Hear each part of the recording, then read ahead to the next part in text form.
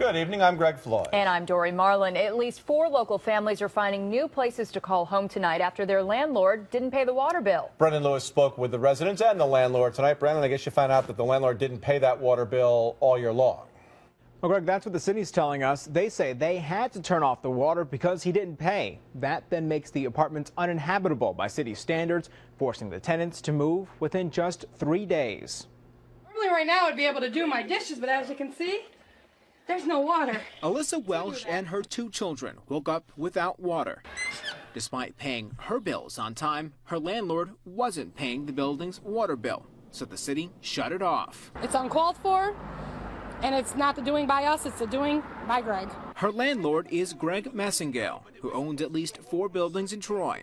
The city says he owes nearly $10,000 in water bills, and all his checks this year have bounced. We don't want to set a precedent here that, you and I and everybody else who lives in the city of Troy aren't paying their water bills, but this person doesn't have to.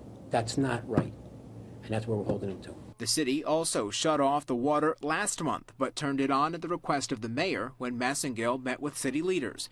They say he still didn't pay, so they turned it back off.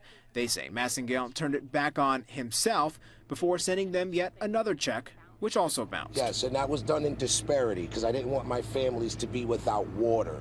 Okay, financially, things were not right for me. When I have tenants that's not paying their rent,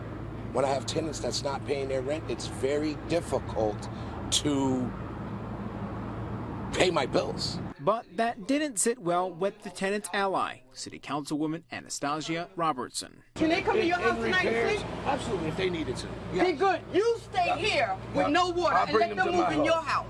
Massengale walked away soon after, as his tenants, like Welsh, searched for new homes. I just find it indespicable that he's sitting up there with no worries. And us down here, we have to worry where we're going to place our children.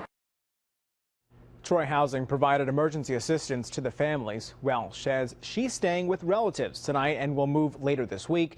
Massengale says he's filing for bankruptcy tomorrow for the 3rd time.